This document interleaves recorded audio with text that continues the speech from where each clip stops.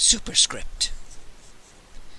Rising above crass materialism, the native piety of corps diplomats, coupled with a solemn appreciation of universal spiritual values, has enriched corps annals with no more inspiring example of the reconciliation of alien ideologies than that of Ambassador Straphanger's virtuoso performance among the Hoog. Ever humbly aware of the great notebook in the hand of the big inspector, whose ERs are written on the parchment of eternity, Straphanger penetrated the veils of ecclesiastical mystery to base a rapprochement on the firm ground of the realistic doctrine of the universal popularity of sin. Volume 2, Reel 1, 480 AE. AD 2941. The Brass God. The Hoogan Chamberlain was tall, black-clad, high-shouldered, with an immense dome-shaped head sloping into massive shoulders, eyes like freshly shelled oysters in a leathery face, and overlong, dangling arms. He turned to face the party of terrestrial diplomats who stood clutching suitcases, dwarfed under the lofty, vaulted ceiling of the vast, dark hall. Shafts of eerily colored light filtered through stained-glass loopholes high in the walls to shed a faint glow on the uneven stone floor, the drab-colored murals and hangings depicting the specialities of the 7 Hoogan hells, the mouths of dark corridors radiating from the circular chamber, with helmeted and kilted Hoogan pikemen spaced between them, immobile as the gargoyles that peered from high niches. His Elegance the Pope has graciously placed at your disposal these cosy quarters, the Chamberlain said in a deep, hollow voice. You may now select rooms on the floors above, and array yourselves in the garments provided. Look here, Mr. Gloom, Ambassador Straphanger cut in. I've been thinking it over, and I've decided that my staff and I will just nip back over to our ship for the night. His Elegance will be expecting you at the fete at the Bapple Gardens in 1 hour's time, the Hoogan bored on. His Elegance dislikes intensely to be kept waiting. Oh, we're all keenly aware of the honor His Arrogance has paid us in offering accommodations here in the Papal Palace, but 1 hour, Gloom repeated, his voice echoing across the hall. He turned away, the symbolic chain attached to his neck clanking as he moved. He paused, turned back. By the way, you are instructed to ignore any smaller intrusions. If you see anything unusual, summon a guard at once. Intrusions? Straphanger repeated querulously. What kind of intrusions? The palace, Gloom said, is haunted. 4 twisting turns of a stone staircase above the reception hall, Second Secretary Magnan tiptoed at Retief's side along an echoing corridor, past black, iron-bound doors and mouldy tapestries dimly visible in the light of a flambeau set in a bracket at the far end of the passage. Quaint beliefs these bucolics entertain, Magnan said in a tone of forced heartiness. Haunted indeed. How silly! Why are you whispering? Retief inquired. Just out of respect for the Pope, of course. Magnan came to an abrupt halt, clutched Retief's sleeve. What's that? He pointed. Along the corridor something small and dark slipped from the shadow of a pilaster to the shelter of a doorway. Probably just our imagination, Retief suggested. But it had big red eyes, Magnan protested. They're as easy to imagine as any other kind. I just remembered. I left my shower cabin, my hold baggage. Let's go back. Retief moved off. It's just a few doors farther. 6, 7, here we are. He inserted the key Gloom's aide had provided. The heavy door swung open with a creak that descended the scale to a low groan. Magnan hurried forward, paused to stare at the nearest wall hanging, showing a group of Hoogans suspended head down from spikes above leaping flames, while goblins of various shapes prodded them with long, barb-tipped spears. "Curious how similar religious art is from one world to another," he commented. Inside the room, he stared around in dismay at the damp stone walls, the 2 Spartan cots, the carved devils in the corner. "What perfectly ghastly quarters!" He dropped his suitcase, went over to prod the nearest bunk. "Why, my spine will never endure this mattress. I'll be a physical wreck after the first night, and the draft, I'm sure to catch a chill, and—" He broke off, raised a shaky finger to point at the darkest corner of the narrow chamber, where a tall, bug-eyed demon carved from pale blue stone winked garnet eyes. "Retief! Something moved over there! It was just like the devils in the pictures, all fuzzy red bristles and eyes that glow in the dark." Retief opened his suitcase.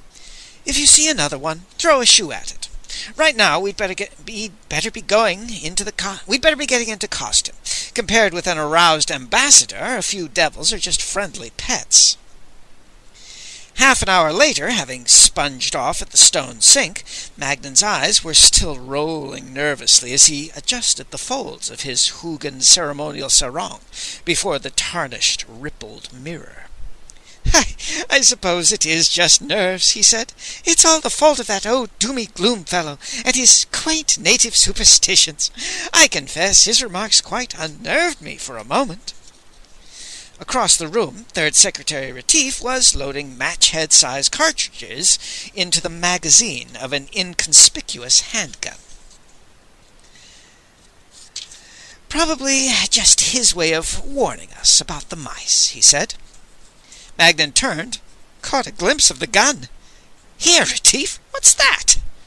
"Oh, just a quaint native cure for spooks, if they get too noisy."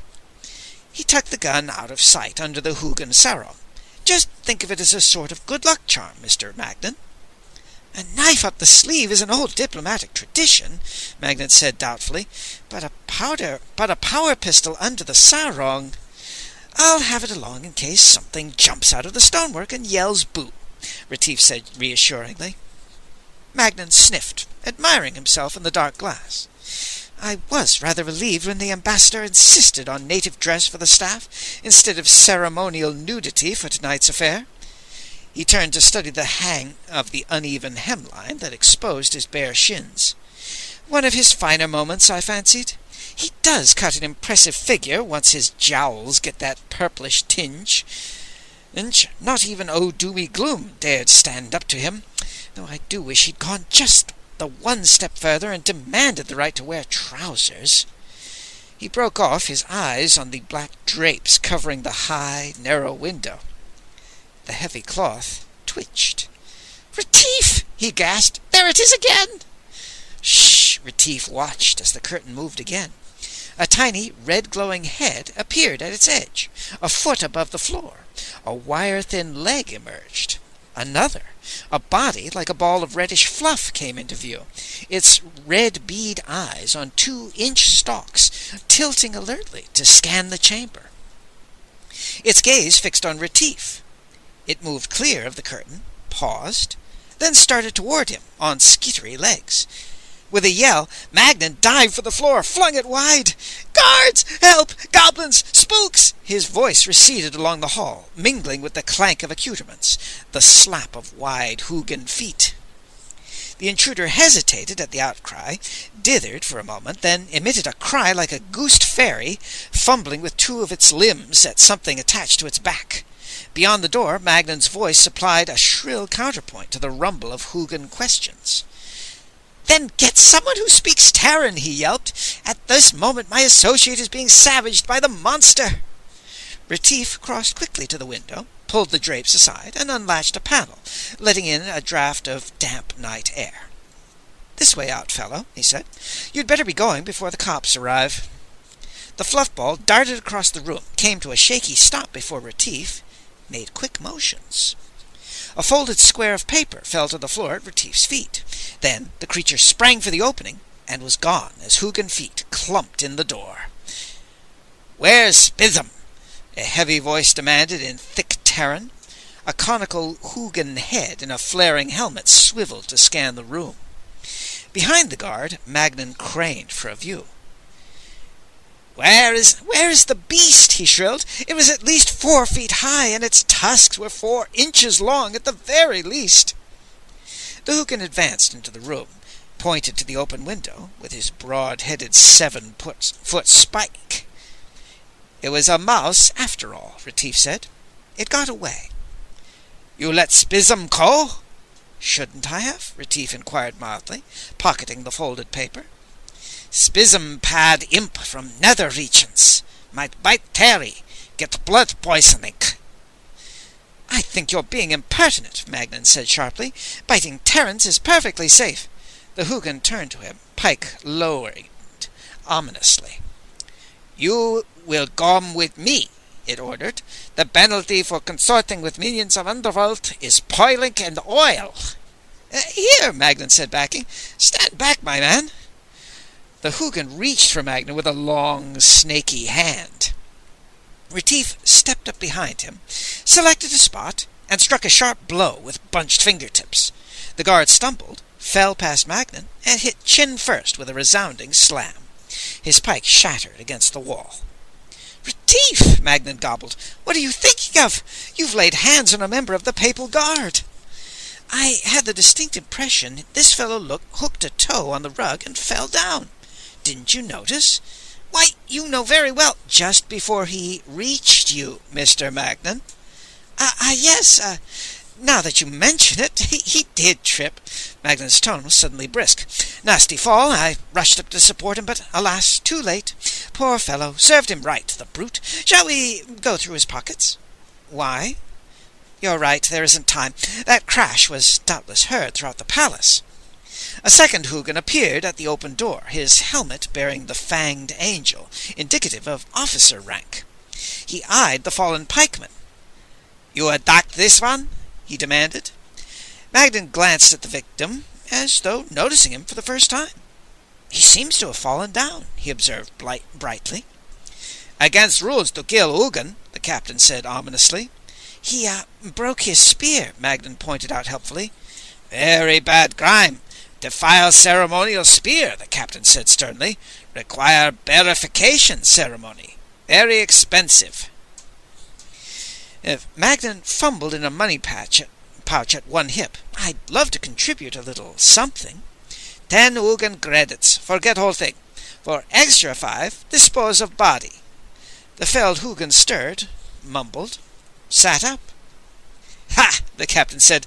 "Look like no deal. Put for another extra 5. He lifted a short, ugly club from his belt. "Finish off unfortunate victim of Terry violence." "Stop!" Magnan yelled. "Are you out of your mind?" "Insult to Overseer Caste Priest cost you 2 more credits. For you I make special prize. 3 for 5. "Bribery?" Magnan gasped. "Corruption?" 3 it is," the Hugin nodded. "How about you?" He turned to Retief. "You sport like other Terry?" "Look here, I'm paying you nothing," Magnan barked. "Just assist this unfortunate chap out of here, if you please, and we'll get on with our dressing." "Small religious contributions. Fine old Hugin custom," the overseer protested. "You want to violate local taboos?" "We, Terrans have a few customs of our own," Retief put in smoothly. "We feel that graft should only be paid voluntarily." He offered a note, which the officer palmed, deftly. The guard was on his feet now, swaying. The captain barked an order. His subordinate gathered up the spear fragments, shot Magnan a poisonous look, and departed, followed by the captain. Retief closed the door behind the departing visitors, fished out the scrap of paper dropped by the fleeing Spizem, opened it out.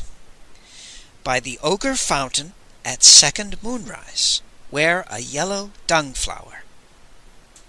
Magnan, busy at the mirror again, heaved a deep sigh. "Hardly an auspicious beginning," he commented. Then, "Heavens, it's 20:30. We'll be late." He gave his sarong a final tug, smoothed a thinning lock across his forehead, led the way along the echoing hall and down a spiral stair to an archway debouching onto wide steps above a ragged lawn. Blue lanterns hanging on the branches of skeletal trees shed a wan radiance on the fungus-like ornamental plants, the sculptures representing souls in torment, and the wide tables laden with Terran delicacies, hastily unloaded from the core transport for the occasion. A dozen grotesquely shaped fountains spread a fine mist and an odor of sulphur across the festive scene. Beyond the high, spike-topped wall, the ominous shape of an immense brass-colored idol reared up half a mile away, its ferocious, sculptured grin glowing in the glare of spotlights, its right arm raised in the Hugan royal salute, elbow straight out, forearm pointing upward with fingers spread, the left hand gripping the right biceps. Magnan shuddered. "That beastly idol! It's sub-Hugan," he commented. "Isn't that smoke coming out of its nostrils?" Retief sniffed. "Something's burning," he agreed. A dark figure stepped up from dense shadow at Magnan's elbow. Only old newspapers you sent," it rumbled. "Our Hugan cods are useful. They serve as community incinerators." "Oh, Doomygloom, you startled me," Magnan chirped. He slapped at an insect that buzzed his face. "I do hope the evening is a big success. It was so thoughtful of his arrogance to allow the Corps to act as host tonight. Such a gesture of acceptance. Sort of." "Reverse hospitality is an old Hugan custom," old Doomygloom said. "It would be a good idea to know all our old Hugan customs, so as not to end up like the last Terran diplomat."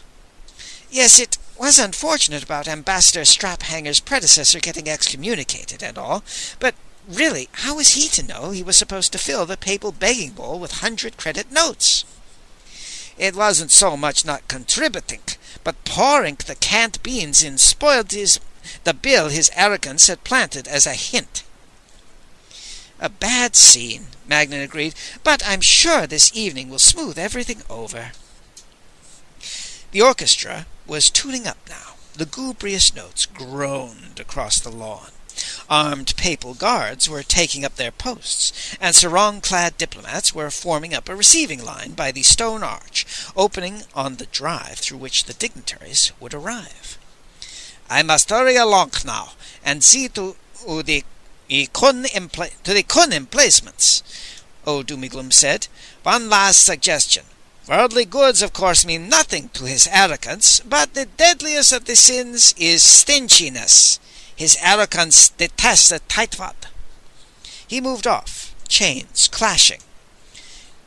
"The ambassador's not out yet," Magnan noted nervously. "Gracious, I hope he puts in an appearance before Pope Poppy Googie arrives. I dread the prospect of having to engage his arrogance in light chit-chat." "According to the Post report, dealing with the Pope is very simple," Retief said. "Just give him everything in sight, and if that doesn't satisfy him, give him some more." "I can see that you're getting the hang of diplomacy, Retief," Magnan said approvingly. "Still, I'm worried." "Since it's your job as protocol officer to soften up difficult guests," Retief said, "why not meet the Pope at the gate and try out a few racy stories on him?" "I hardly imagine that the chief of state of a theocracy would react favorably to biological anecdotes," Magnan said stiffly. "Oh, biology is a perfectly clean subject here on Hoog, but don't bring up cooking in polite conversation. According to the handbook, there's an unspoken agreement among the cultured elements that the stork brings the goodies." "Really? Heavens! And all the cookies are stamped made in Hong Kong. I'll have to tell the cook to substitute blintzes. While I'm attending to that, you'd best take your post at the gate. You'll handle the first ship tonight. I'll send String Whistle along to relieve you in an hour." "I could delay the Pope a few minutes for you," Retief offered, as they crossed to the gate. "Suppose I start by demanding to see his invitation?" "None of your ill-timed japes, Retief. After the last mission's fiasco, establishing a friendly rapport with the Pope tonight could mean promotions all around." I think the traditional lawn party is a little too subtle for a fellow like the Pope. We should have used a simpler symbolism, like a few rounds of heavy artillery lobbed into the palace grounds." "Hardly the diplomatic approach," Magnan sniffed. "For centuries now it's been understood that if enough diplomats go to enough parties, everything will come right in the end. I wonder if the Hoogans understand that tradition."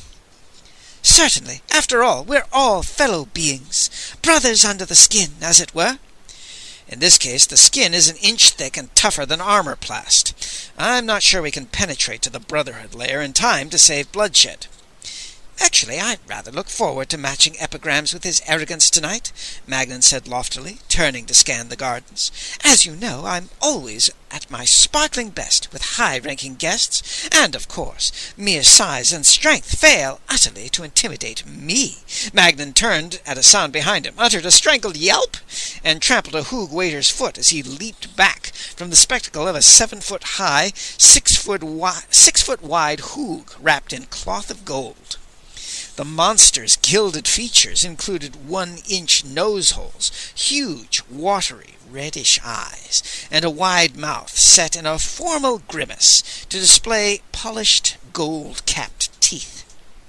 2 clusters of ringed fingers gripped the hilt of an immense 2-edged sword. "Something smells bad," the apparition bellowed. He leaned forward, sniffed vigorously at Magnan, and snorted. "Horrible," he announced, elbowing Magnan aside. "Go away, fellow. You are invested with an acute PO." "Why, your arrogance! It's just a touch of skin bracer back of my ear." "It smelt like Pargan night at the Choi house. Where's Ambassador Hapstringer?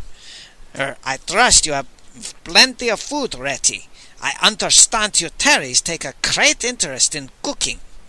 The Pope winked a damp pink eye, rammed Magnan under the ribs, and guffawed comfortably. "Ooh," Magnan said. "Why, your arrogance!" The Pope was already striding toward the nearest table, his escort of armed and helmeted guards trailing behind, fingering scimitars and eyeing the diplomats suspiciously. I think I'll just scoot along and see to the refreshments," Magnan bleated. "Retief, you accompany his arrogance, and keep him amused until help arrives. Until the ambassador puts in an appearance." He fled. The Pope dipped a boneless finger into a large crystal container of cheese sauce, studied it at arm's length, sniffed it, then, with a flick of a limber wrist, splattered it across the ruffled shirt fronts and glassy smiles of the diplomats strung out in the receiving line. "Who are these lovers?" he demanded loudly. "Probably relatives waiting around for handouts. I have the same problem. Or had the same problem, I should say. 2 weeks ago was Self-Denial Festival. I made the supreme sacrifice and offered the entire lot to the ancestral spirits." "Giving up your relatives for Lent is quite an idea," Retief said. "It could catch on." The Pope picked up a plate of dainty sandwiches, spilled the food off, sniffed the plate, and took a small bite. "I've heard a great deal about Terran dishes," he said, chewing noisily. "A bit too crisp, but not bad." He took a second nip from the thin porcelain, offered it to Retief. "Have a bite," he invited genially. "No, thanks. I filled up on a beer bottle just before your arrogance arrived," Retief countered. "Try the dinner plates. They are said to be an epicure's delight." There was a sudden stir from the vicinity of the wide terrace doors. Ambitious diplomatic underlings sprang to positions of eager anticipation, delighted smiles ready. The squat figure of Career Minister Straphanger, Terrestrial Ambassador Extraordinary, and Minister Plenipotentiary to Hoog waddled into view, stylishly decked out in a short but heavily brocaded Hoogan longi, a brilliant red sash which all but dragged the ground, and jeweled sandals. At his side puffed a companion of almost identical build and garb, distinguished only by a mop of vivid orange hair. Magnan trailed by 2 yards. "Ah, the ambassador is twins?" the Pope inquired, moving toward the approaching pair. No, that's Mrs. Straphanger, Retief said. If I were your arrogance, I'd ditch that saucer. She's fierce when aroused. Ah, the eternal female, ever concerned with food conservation. The Pope tossed the crust of the plate back of a flowering bush. Ah, there, Ambassador Strachumper, he bellowed. And your charming cow. She will be littering soon, I trust. Littering? How's that? Straphanger stared around in confusion. I assume you keep your cows pregnant, the Pope boomed. Or possibly this one is overaged. But no matter. Doubtless she was a great producer in her day. Well, I never, Mrs. Straphanger snapped, bridling. By the way, Poppy Googie went on, I hate to discuss finances over food, so I suggest we deal with the problem of an appropriate gift at once. I am, of course, quite prepared to forget the trivial misunderstanding with the former ambassador and accept any sum in excess of 1,000,000 credits without quibbling. 1,000,000 credits, Straphanger babbled. Gift! Of course, if you wish to avoid it acquiring a reputation as a piker, an extra 1,000,000 would not be taken amiss. 1,000,000 credits of core funds? But whatever for? The Pope waggled an admonitory tactile member. No prying into Hugin internal matters. Oh, no, indeed, your arrogance. I only meant, what's the occasion? For the gift, I mean. It's Tuesday. Oh. The Pope nodded placidly. Lucky you didn't throw this affair on Wednesday. That's double gift day. He plucked a glass from a tray offered by a bearer, emptied the contents on the lawn, nipped a chip from the edge with his polished metallic teeth, munched thoughtfully. Lacking in flavor, he commented. My best crystal, Mrs. Straphanger gasped. All the way from Brooklyn yet, and like a goat, he's eating it. A coat? The Pope eyed her suspiciously. I don't believe I know that term. It's a sort of gourmet, Straphanger improvised. Sweat was glistening on his forehead. Known for its discriminating tastes. Now about the matter of a pension, the Pope continued. I see no need of ostentation. A mere 1,000 a day would suffice as a token of core esteem. 1,000 what a day? The ambassador inquired, around a frozen diplomatic grin which exposed old-fashioned removable dentures. Credits, of course. And then there is the matter of subsidies to Ugin industry, say 50,000 a month. Don't give a thought to administration, just make the checks payable to me, personally. Hugin industry? But I was given to understand there are no industries here on Hug. That's why we require a subsidy, the Pope said blandly. Straphanger hitched his smile in place with an effort. Your arrogance. I'm here merely to establish friendly relations, to bring Hug into the mainstream of galactic cultural life. What could be friendlier than money? The Pope inquired in a loud, final-sounding voice. Well, Straphanger conceded, we might arrange a loan. An outright grant is so much simpler, the Pope pointed out. Of course, it would mean extra staff to handle the administrative load. Straphanger rubbed his hands together, a speculative gleam in his eye. Say 25 for a start. The Pope turned as a medium-sized Hug in tight black and silver vestments came up, growled in his ear, waving a rubbery arm toward the house. What? The Pope exploded. He swiveled on Straphanger. You are harboring taboo creatures, as giving aid and comfort to undesirable elements, sharing your substance with minions of the opposition? Your arrogance, Straphanger's voice quavered against the rising roar of the outraged cleric. I don't understand. What did that fellow say? The Pope bawled commands in Hugin. His escort scattered, began beating the bushes rimming the garden. The ambassador trotting at his side. The guest of honor strode to the laden refreshments tables, began stuffing in fragile china, muttering to himself. Your arrogance, Straphanger panted. If I could just have some explanation. I'm sure it's all just a ghastly mistake. What are these men searching for? I assure you, out of the goodness of my heart, I welcome you to I welcome you to Hoog, the Pope roared. As a great compliment to you, I absorbed your language. I was even ready to accept cash, the supreme trash gesture. And now I find that you openly consort with the enemies of the gods. Standing on the sidelines of the verbal fray, Retief glanced round the garden, spotted a fountain in the shape of a two-headed Hoogan dwarf with oversized teeth and belly. He moved over to it, turned, and surveyed the gesticulating group at the table. There was a tug at his sandal. Old lace. He looked down. Two bright eyes at the ends of wire-like stalks stared up appealingly from a clump of grass. He glanced around. All eyes were on the Pope. "Are you looking for me?" Retief asked softly. "Right," a squeaky voice piped. "You're a hard man to have a quiet chat with, Mr. Ah." Retief. "How do, Retief? My name's Jackspert. The boys appointed me spokesman to tell you Terrys about what's going on. After all, I guess us Spism's got a few rights, too." "If you can explain what's going on in this filbert factory, I'll be forever in your debt, Jackspert." "Speak your piece." "It's the Hoogans. They don't give us a minute's peace. Talk about persecution. Do you know those psalm-singing hippos are blaming us for everything from sour milk to loss of potency? It's getting where it's not safe to take a stroll after sundown." "Hold on, Jackspert. Maybe you'd better fill me in on some background. Who are you? Why are the Hoogans after you? And where did you learn to speak Terran with that flawless enunciation of consonants?"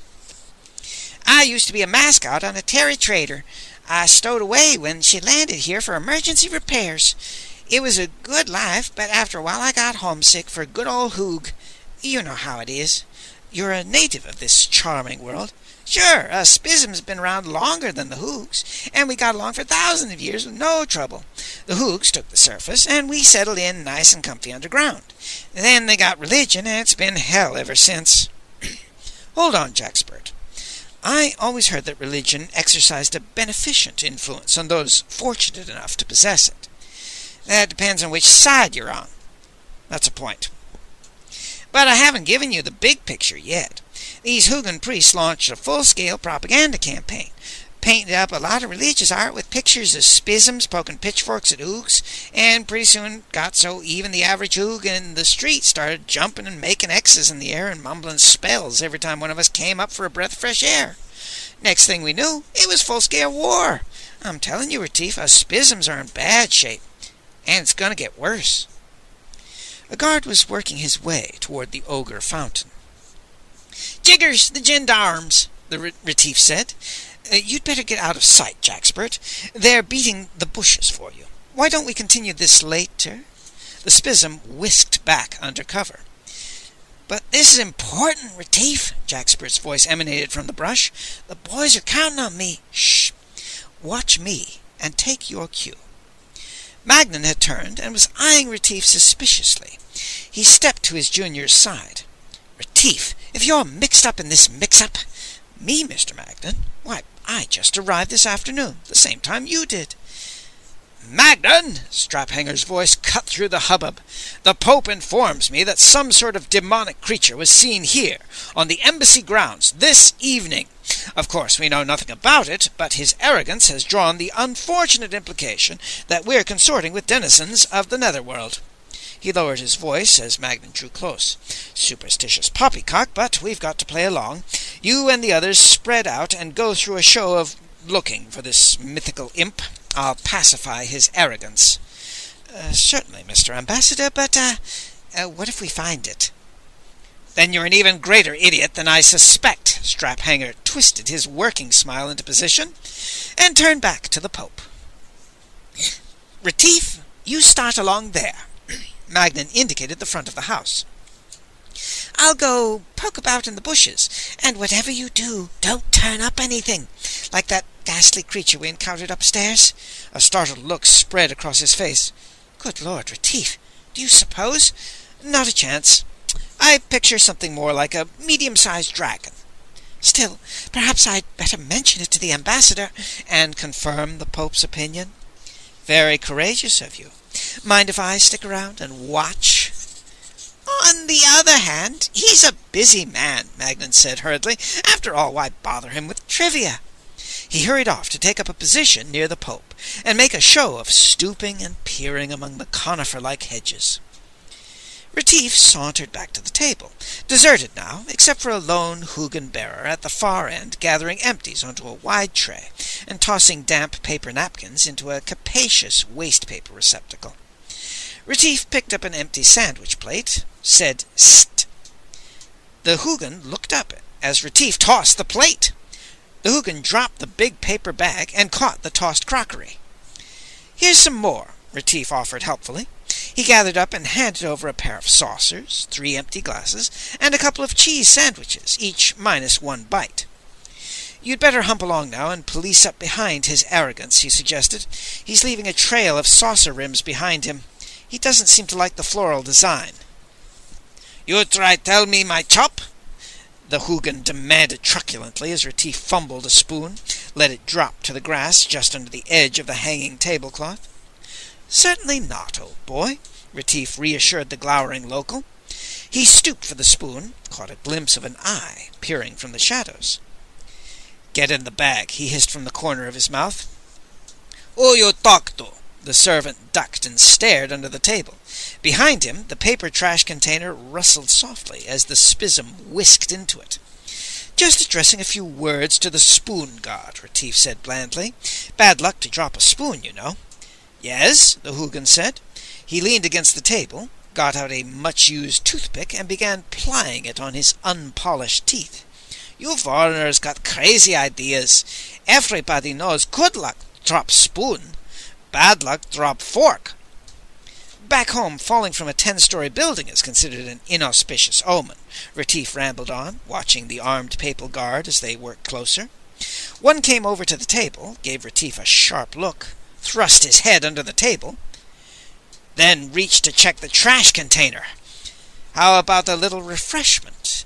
Retief picked up a cup, dipped it full from a bowl of thick purple punch, took a step toward the warrior, and seemed to trip. The sticky fluid struck the Hugin just below the clasp, holding the rainbow-hued cape, spread out in an interesting pattern across his polished breastplate.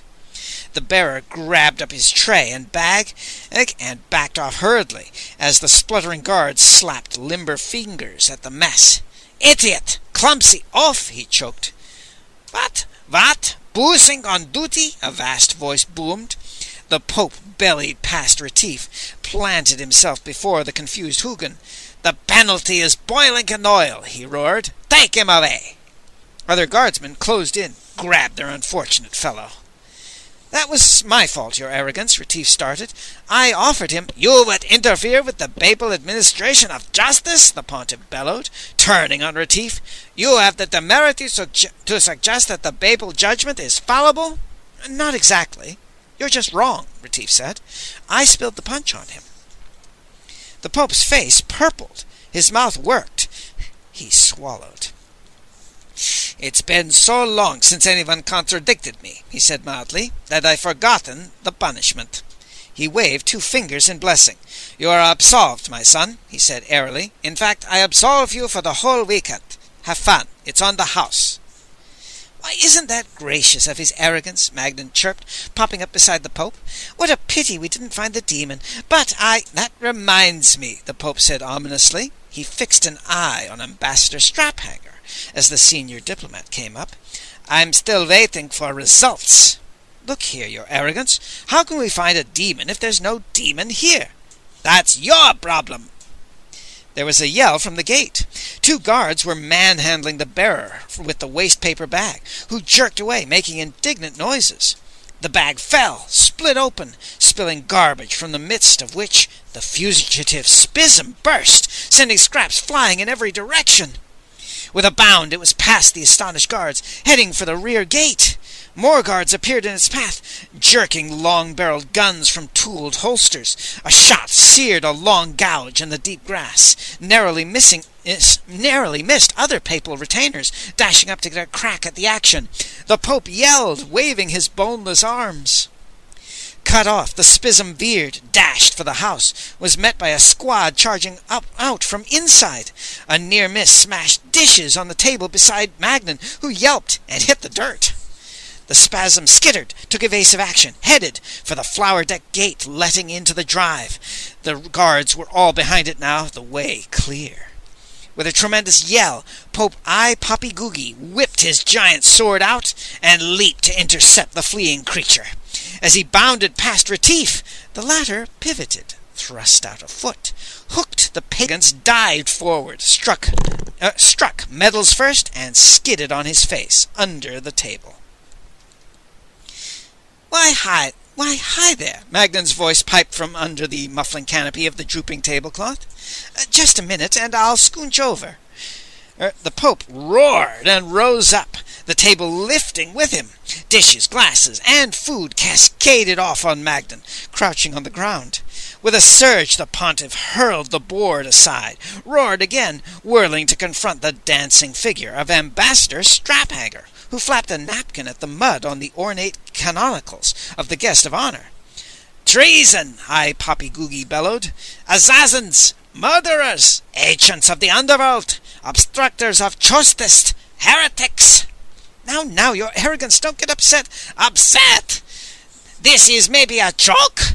The Pope dashed the muddy cloth from Straphanger's hand, bent and snatched up his sword, waved it overhead. The papal guard was closing in quickly now. "I hereby excommunicate the lot of you!" the Pope yelled. "No food, no water, no police protection. Also, you will be publicly executed. Boys, round them up." Guns were suddenly leveled at the huddle of diplomats surrounding the ambassador. Magnan yelped. Straphanger's wattles quivered. "Don't miss this one," I Poppy Googie indicated Retief. "It was his foot I fell over." A guard poked a gun into Retief's side. I think your arrogance is forgetting that Mr. Retief has a papal dispensation," Straphanger said brightly. "Retief, if you'll just run along to my office and send out a code 203, or is it 302? Anyway, a call for HELP. He'll call along with the rest of you scoundrels," the Pope yelled. Half a dozen armed hooligans were herding the remainder of the staff up to join the group now. "Any more in sight?" "No, your arrogance," the captain of the guard reported. "Only a few servants. Boil them in oil for associating with assassins. As for the rest of you—" "Your arrogance," Straphanger spoke up. "Naturally, I don't mind dying if it's your arrogance's pleasure, but then we won't be able to give you the gifts and things, will we?" "Tam!" I Poppy Googie threw his sword down, narrowly missing Magnan's foot. "I forgot about the gifts." He looked thoughtful. "Look, suppose I make arrangements for you to write a few checks in your cell before the execution?" "Oh, I'm afraid that wouldn't do at all, your arrogance. I need the embassy seal and the check-verifying machine and the code books and—" "Well, possibly I might make an exception. I'll defer punishment until the cash arrives." "Sorry, your arrogance, but I wouldn't ask you to deviate from tradition just to accommodate me. No, we're all excommunicated, so I suppose we may just as well get comfortable and start starving." "Hold it! Don't rush me. Who's doing the excommunicating? You or me?" "Oh, you are." "Precisely. And I say you're not excommunicated." The Pope stared around truculently. "Now about the gift. You can deliver the 2 million immediately. I just happened to bring an armored car along." 2 million? But you said 1 million. This is double gift day." "But you said Wednesday was double gift day. This is only Tuesday." "It's now Wednesday, by papal decree." "But you can't— how can you—" "Calendar reform," I Poppy Googie said. "Long overdue." "Well, I suppose it could be arranged." "Good! I hereby grant you a papal reprieve, but that doesn't include the rest of these undesirables." The Pope waved a hand. "Take them away, boys." "I'm grateful for the pardon, I'm sure," Straphanger said, gaining confidence rapidly, "but of course I won't be able to process the paperwork properly without my staff." I Poppy Googie glared with large, damp, red eyes. "All right, keep them. They're all reprieved, except that one." He aimed a finger at Retief like a gun. "I have special plans for him." The guards shifted their attention to Retief, ringing him in with aimed guns. "Maybe his arrogance would be just a teeny bit lenient this time," Magnan suggested, dabbing at a smear of liver paste across his bare arm. "If Mr. Retief apologized and promised never to do it again." "Do what again?" the Pope demanded. "Trip you," Magnan said. "You know, like he did just now." "He tripped me?" Poppygoogie choked. "On purpose?" "Why, it must have been a mistake," Straphanger started. "Your arrogance has such a keen sense of humor. I'm sure you'll see the comic aspect of it. If you just think about it," Magnan offered. "Retief, did you, surely you didn't," Straphanger choked. "Well," Magnan said indulgently, I was lying right there." "Search him," the Pope bellowed. Guards jumped forward. Busy hands grabbed at Retief's kilt pockets. Almost at once came upon the folded paper the Spism had dropped as it fled his room. "Aha!" the Pope pounced, opened the paper, read the message. "A conspiracy!" he yelled. "Under my very nose! Put the irons on him!" "I must protest," Straphanger spoke up. "You can't go about chaining up diplomats every time a little indiscretion is committed. Leave the matter to me, your arrogance. I'll see that a sharp entry goes in his record."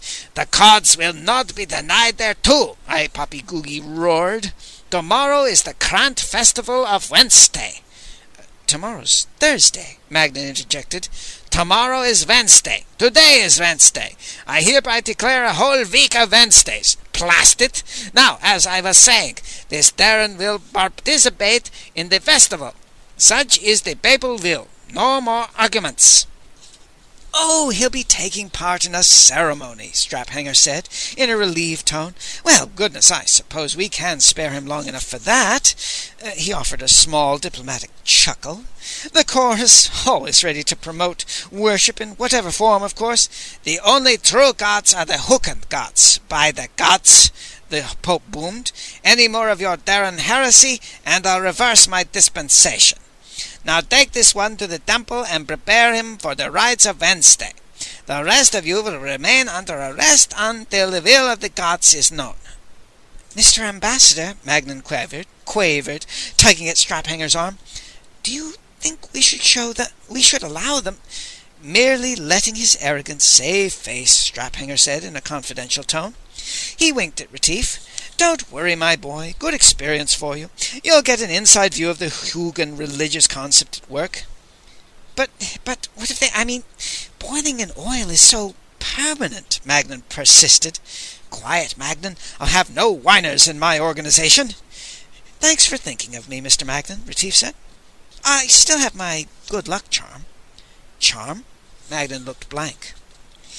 "Witchcraft?" the Pope boomed. "I suspected as much." He turned a large red eye on Straphanger.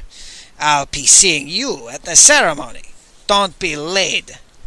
He eyed Retief. "Are you coming peacefully?"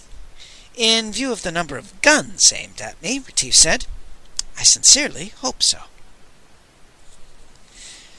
The cell was narrow, dark, damp, and unfurnished, except for a plain table with a bottle of bitter-smelling wine, and a narrow bench on which Retief sat, his wrists chained together, listening to a muffled tapping which sounded faintly from beyond the walls.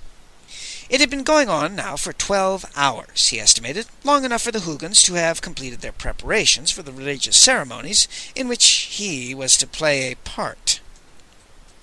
The tapping abruptly changed tone, sounding louder, nearer.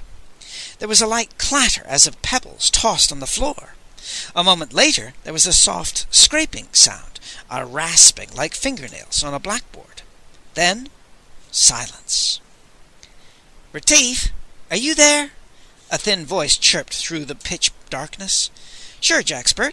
Come on in and join the party. I'm glad to see you eluded the gendarmes." "Oh, slobs, ha!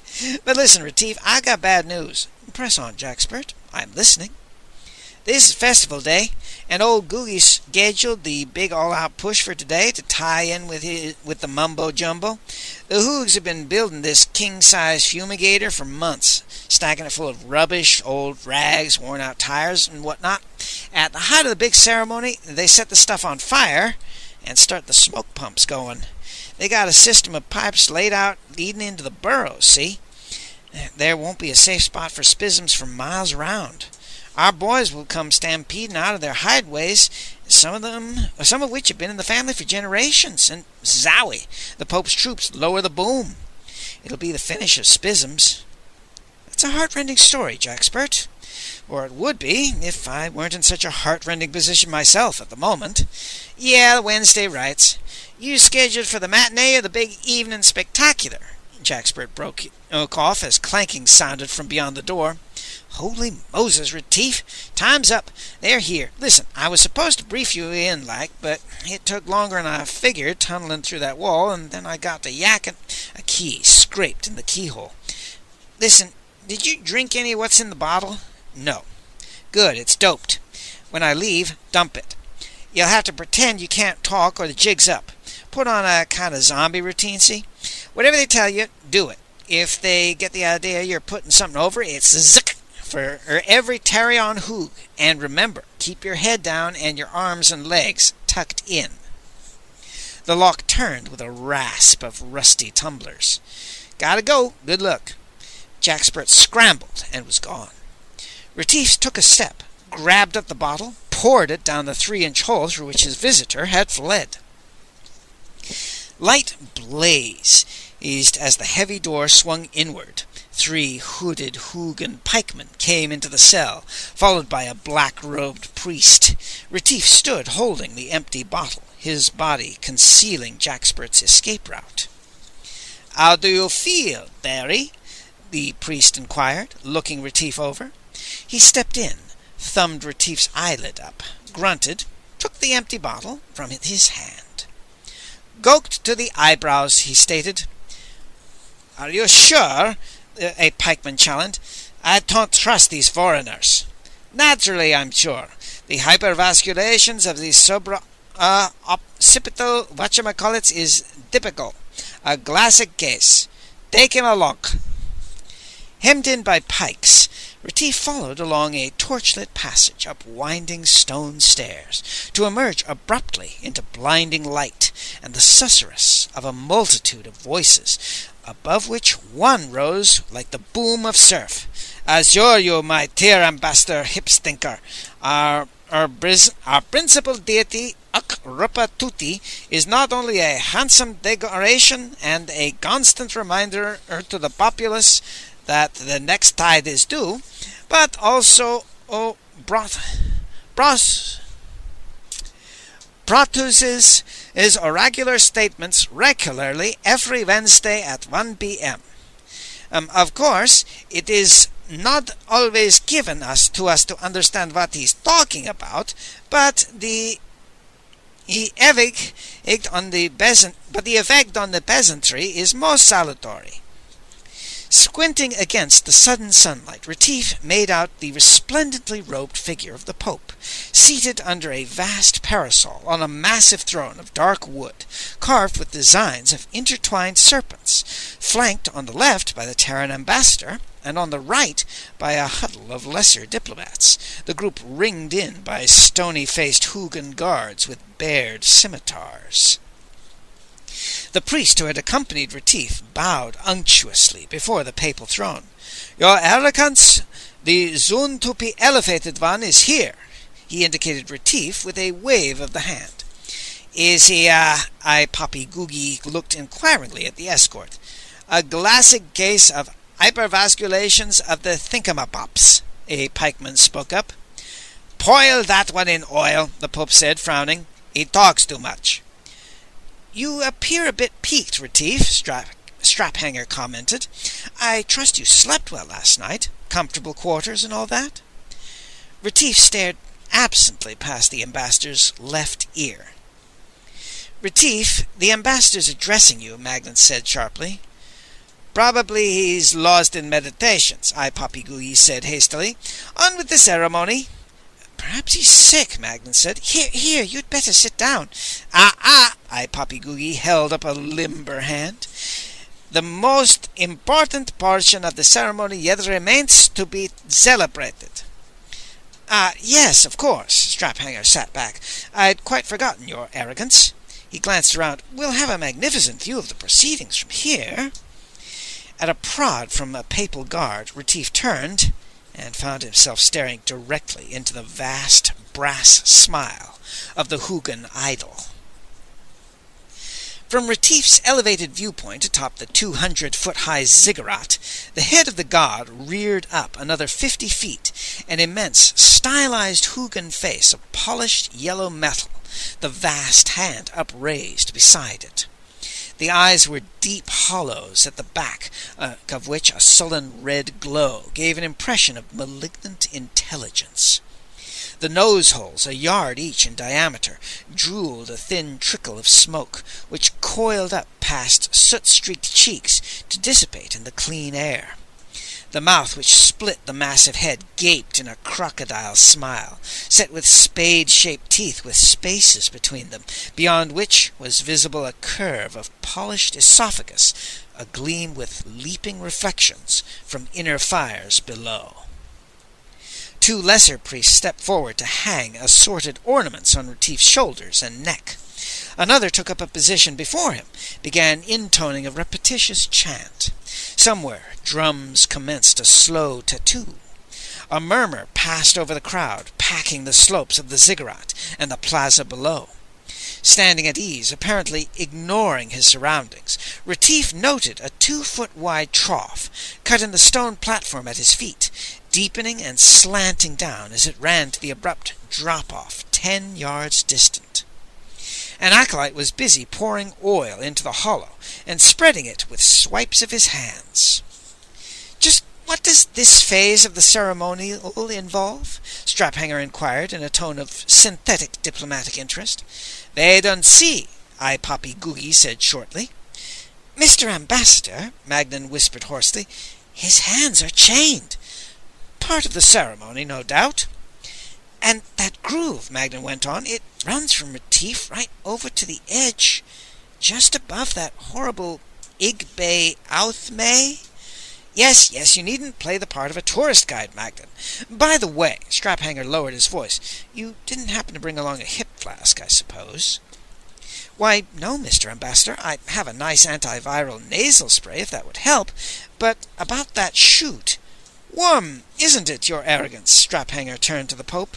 "A bit dry, too."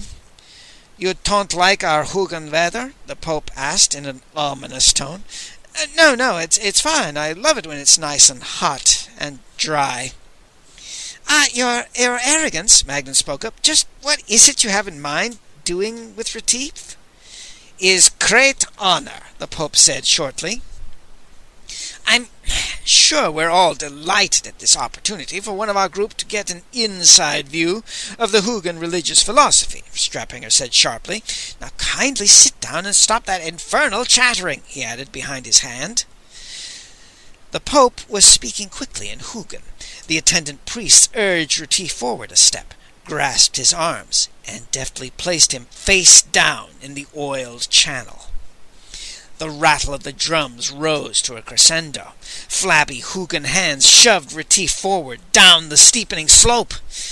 "Mr. Ambassador," Magnan's voice rose to a shrill bleat, I do believe they're feeding him to that monster." "Nonsense, Magnan," Straphanger's suety voice countered. "It's all symbolic, I'm sure. And I might point out that you're hardly conducting yourself like a seasoned diplomat." "Stop!" Retief, sliding rapidly toward the edge, heard Magnan's yelp, the scuffle of rapid footsteps. There was a wet splat, and bony elbows slammed against him. He twisted, caught a glimpse of Magnan's white face, open mouth and clutching hands as, together, they shot over the edge and out in a graceful arc toward the waiting jaws of Ukrupa Tuti. "Keep your arms in and legs tucked in," Jack Spurt had said. Retief had time to grit his teeth.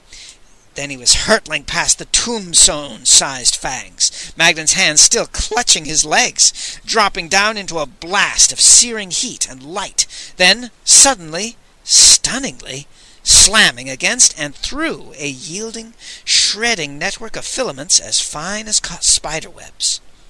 He came to a stop, rebounded, caught at a heavier cable that brushed his hand, and was clinging to a coarse rope ladder, Magnan's weight dangling from his heels. "Bullseye!" a tiny voice screeched almost in his ear. "Now let's get out of here fast, before they dope out what happened." Retief found a foothold in the snarl of rope, reached down, and hauled the rag-limp second secretary to his side. The heat from below was scorching, even here in the shelter of a bulge in the god's throat. Well, Magnan babbled, groping for a handhold. "Hurry up, Retief," Jaxpert urged. "Up here, by the tonsils. It's a secret passage." Retief assisted Magnan in scrambling up, boosted him into the narrow, circular burrow that ran back through the solid metal. The Spism in the lead, they moved hurriedly away from the sound of priestly voices raised in puzzled inquiry, reached a set of cramped steps leading down. "We're okay now," Jaxpert said. "Take a breather, and then we'll go down and meet the boys." They were in a cavern, floored with rough masonry, lit by a burning wick afloat in a shallow bowl of aromatic oil. All around, twitching Spism eye stalks stared at the intruders. The close-packed red goblin forms of Jaxpert and his clan moved restlessly like giant fiddler crabs on some subterranean beach. Behind them, tall, pale blue cousins, poised on yard-long legs, watched from shadowy corners, in niches and crannies in the walls. Tiny green Spisms and sluggish orange forms with white spots clung, gazing. Dark purple Spisms, dangling from the ceiling like tumorous stalactites, waved their free legs hypnotically, studying the scene. Magnan's fingers dug into Retief's arm. "Great heavens, Retief!" he gasped out. You don't suppose we've died, and that my Aunt Minerva was right all along?" "Mr. Retief, meet the boys." Jaxpert clambered up to perch on a ledge overlooking the gathering. "A lot of 'em are pretty shy, but they're a good-natured bunch, always 1,000 laughs. When they heard you was in trouble, they all joined in to help out." Tell them Mr. Magnan and I said thanks," Retief said. "It was an experience we wouldn't have missed. Right, Mr. Magnan?" "I certainly never miss it," Magnan swallowed audibly. "How is it that you can talk to these hobgoblins, Retief?" he hissed. "You haven't made some sort of pact with the powers of darkness, I trust?" "Hey, Retief," Jaxpert said. "Your friend got some kind of race prejudice or something?" "Heavens, no," Magnan said in a strangled voice. "Some of my best friends are fiends. I mean, in our profession, one meets—" "Mr. Magnan is just a little confused," Retief put in. "He didn't expect to be playing such an active role in today's events." "Speaking of active, we'd better get you gents back to the surface. Fast," Jaxpert said. "The pumps will be starting up any minute now." "Where are you going when the fumigation begins?" "We got an escape route mapped out through the sewers that ought to bring us out in the clear a couple miles from town. We're just hoping the Hoog don't have the outfall staked there." "Where are these smoke pumps located?" Retief asked. "Up above in Ukrapa Tootie's belly." "Who's manning them?" "Couple of priests." "Why?" "How do you get there from here?" "Well, there's a couple of passages, but we better not waste any time sightseeing." "Retief, are you out of your mind?" Magnan blurted. "If the priests see us, our goose will be cooked, along with the rest of our anatomies." "We'll try to make it a point to see them first. Jaxpert, can you get a couple of dozen volunteers?" "You mean to climb up in that brass god?" "No, Retief, the fellows are pretty superstitious." "We need them to make a diversion while Mr. Magnan and I carry out the negotiation." "Who, me?" Magnan squeaked. "Negotiation?" Jaxpert protested. "Jumping Jehoshaphat, how can you negotiate with a Hoog?" "Ahem," Magnan cleared his throat. "That, Mr. Jaxpert, is, after all, one's function as a diplomat." Well, Jackspert buzzed briefly to his fellows, then hopped down from his perch as a dozen spisms of assorted sizes and colors came forward. "We're game, Mr. Retief. Let's go." The dull gleam of the metal walls of the vast chamber that was the interior of the god Uk-Rupa-Tuti loomed out of a dense shadow where Retief and Magnan crouched with their hobgoblin crew. At the center of the gloomy chamber, low-caste Hoogans labored before the open door of a giant red-glowing furnace, tossing in armloads of rubbish, old shoes, bundled magazines, and broken plastic crockery. A layer of harsh, eye-watering smoke hung in the air. Jackspert snorted. "Boy, when they start pumping that stuff into the burrows—" "Where are the priests?" Retief inquired in a whisper. Jackspert pointed to a small cubicle at the top of a flight of steps. "Up there, in the control room." Retief studied the layout. "Jackspert, you and your men spread out around the room. Give me 5 minutes. Then take turns jumping out and making faces." Jackspert gave instructions to his crew. They faded away into the darkness. "Maybe you'd better wait here," Retief suggested to Magnan. "Where are you going?" "I think I'd better have a chat with the ecclesiastics up in the prompting box." "And leave me alone, surrounded by these ghoulish spisms?" "All right, but keep it quiet, or the smoke of burning diplomats will be added to the other fumes."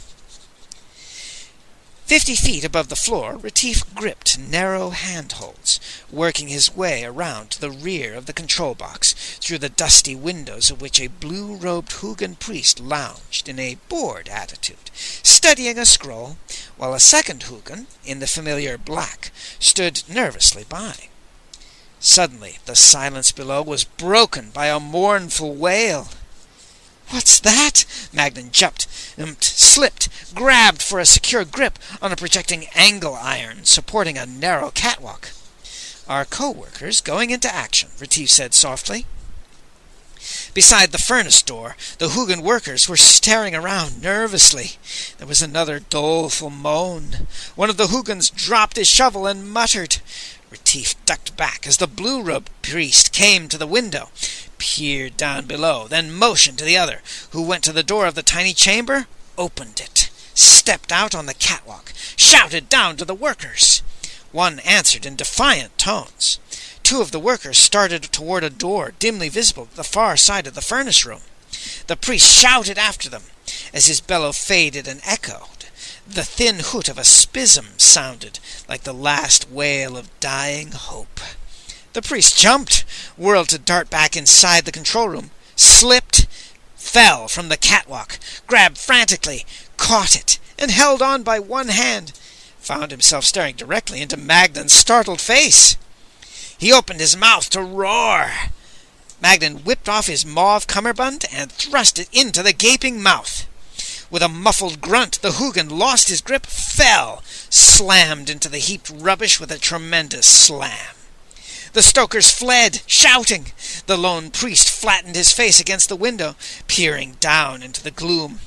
With a quick movement, Retief gained the catwalk, stepped through the door. The priest whirled, gaped, leaped for a microphone-like device on the corner table. Retief eased the power pistol from his sarong, aimed it negligently at the priest. "I wouldn't make any announcements just yet," he said. "The results aren't all in." "Who are you?" The Hoogans sidled toward a corner cabinet. "If that's where you keep your prayer books, better let them lie for a while yet."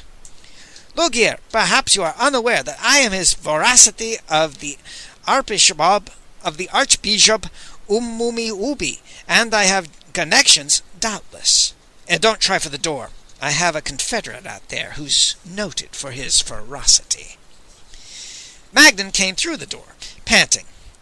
Ummumi Hubi backed away. What do you want?"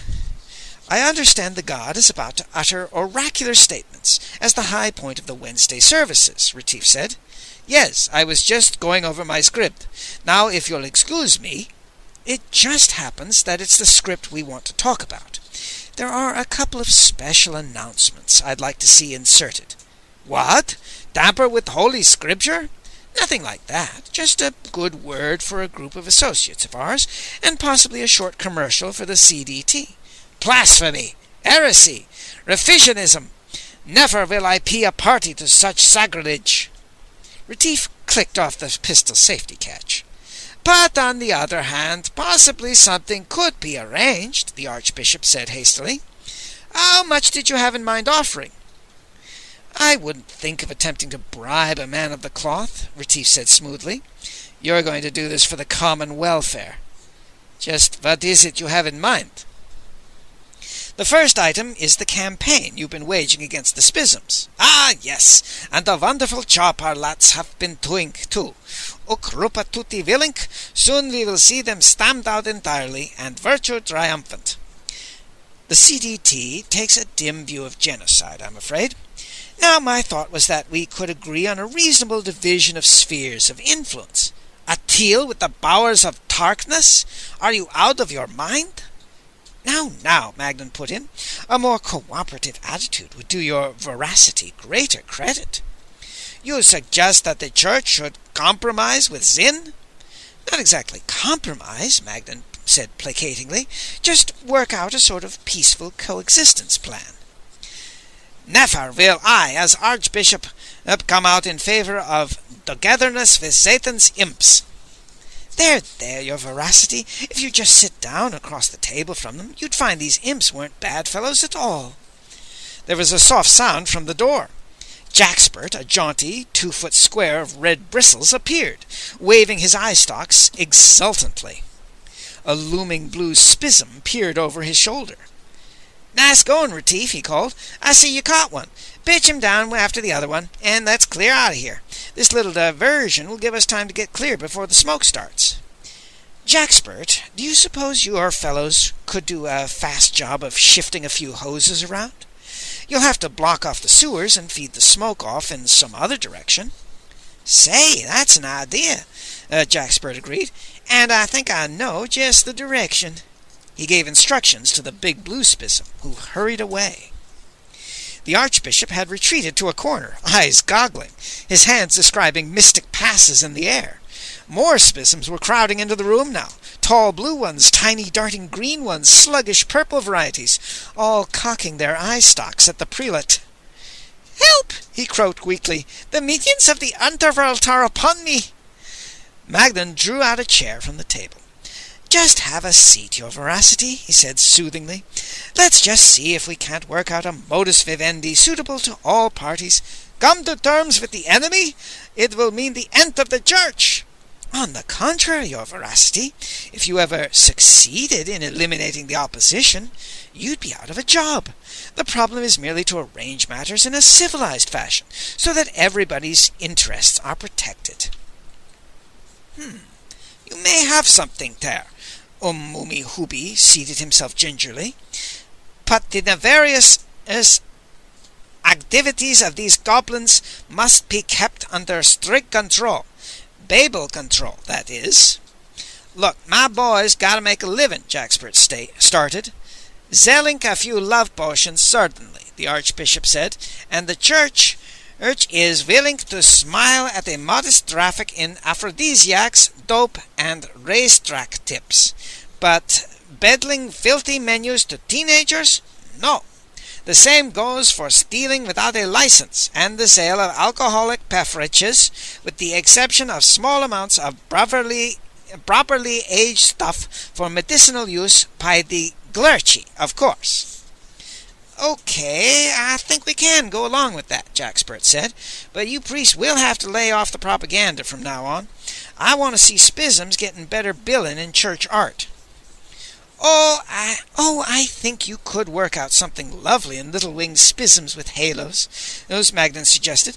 "I think you owe it to them, your veracity, after all this discrimination in the past." "Devils with winks," Mumi Hubi groaned. "It will play hop with our symbolisms, but I suppose it can be done." You'll have to have guarantees that everything from 2 feet under the surface on down belongs to us," Jackspert added. "We'll leave the surface to you and throw in the atmosphere, just so you dedicate a few easements so you can come up so we can come up and sightsee now and then." "That seems acceptable," the Archbishop agreed. "Subject to final approval by His Arrogance, of course." By the way, Jack Spurt asked casually, "who's next in line for the Pope's job if anything happens to I Poppy Googie?" "As it happens, I am," Moomy Hooby said. "Why?" "Just asking," Jack Spurt said. A loud thumping started up from the wide floor below. "What's that?" Magnan yelled. "The bumps," the Archbishop said. "A pity so many spizms will tie, but it is manifestly the will of Ukrupatuti. I guess old Ukrupatupi, he had a last-minute change of heart," Jack Spurt said callously. "We shifted the pipes around to feed the fumes back up into the city, plumbing system. I guess there's black smoke pouring up out of every John in town by now." "Double-crosser!" The Archbishop leaped up, waving his arms. "The teal's off!" You promised, your veracity," Magnan chided. "And besides, Mr. Retief still has the gun." "And now, if you'll just pick up the microphone, your veracity," Retief said, "I think we can initiate the era of good feeling without further delay. Just keep our role quiet, and take all the credit for yourself." A pity about poor I Poppy Googie falling off the ziggurat when the smoke came boiling up out of Ukrupatuti's mouth, Ambassador Straphanger said, forking another generous helping of Hoogan chow mein onto his plate. Still, one must confess it was a dramatic end for a churchman of his stature, shooting down the slide and disappearing into the smoke as he did. "Yes, already the canonization papers are being prepared." His newly installed arrogance, Pope Mooby Hooby, shot a nervous glance at the spizm seated beside him. "He'll be the patron saint of rehabilitated devils, imps, and goblins." "A pity you missed all the excitement, Magnan," Straphanger said, chewing. "And you too, Retief. While you absented yourselves, the Hoogan philosophy underwent a veritable renaissance, helped along, I humbly assume, by my modest peacemaking efforts." "Ha!" the Pope muttered under his breath. "Frankly, what with all the smoke, I hadn't expected the oracle's pronouncement to be quite so lucid," Straphanger went on, "to say nothing of its unprecedented generosity." "Generosity?" interrupted Mooby Hooby, his heavy features reflecting rapid mental recapitulation of his concessions. "Why, yes, ceding all mineral rights to the formerly persecuted race here on Hoog, a charming gesture of conciliation." "Minerals rights? What minerals?" Jack Spurt, splendid in the newly tailored tunic of chief representative for spasmodic affairs to the papal court, spoke up from his place along the table set up on the palace terrace. "Oh, he's just talking about the deposits of gold, silver, platinum, radium, and uranium, plus a few boulders of diamond, emerald, rubies, and so forth that are laying around below ground. Planet's lousy with the stuff. We'll use our easements to ferry it up to the surface, where the freighters will pick it up, so we won't put you Hoogs out at all." The Pope's alligator hide features purpled. You know about these minerals?" he choked. Why didn't his former arrogance mention it to you? That was what brought the mission here. The routine mineral survey our technical people ran from space last year showed up the deposits. And we built our principal cod out of brass, imported brass at that, the Pope said numbly. "Too scared of a few spizms to dig," Jack Spurt said in a stage whisper.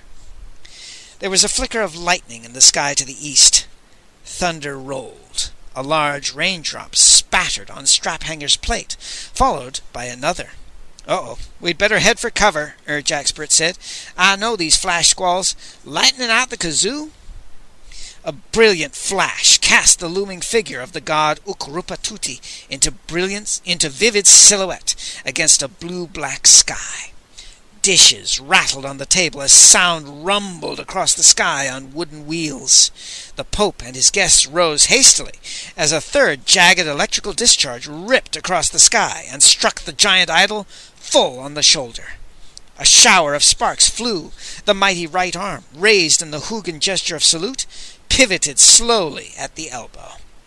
The yards-wide hand, seen edge-on with the fingers extended, swung slowly in a great arc, came to rest with the extended thumb resting firmly against the snub nose. Sparks flew as the digit was welded firmly in place. The Pope stared, then tilted his head back and looked up at the sky, long and searchingly. "Just between us men of the world," he said hoarsely, "do you suppose that phenomenon has any special significance?" "I think if I were you, your arrogance, I'd watch my step," Jaxpert said in an awed tone. "And, by the way, on behalf of the Spisms, I'd like to make a contribution to the papal treasury." Have you ever thought about taking instruction?" the Pope inquired. "I'm sure it could be arranged. And as for the little contribution you spoke of, 20% of the take would suffice." They strolled off along the corridor, deep in conversation. Ambassador Streiphanger hurried away to prepare his dispatches to Sector HQ, Magnan at his heels. Retief stepped back out onto the terrace, lit up a dope stick. Far away, Ukrupatuti loomed, solemnly thumbing his nose at the papal palace. Cheerfully, Retief returned the salute.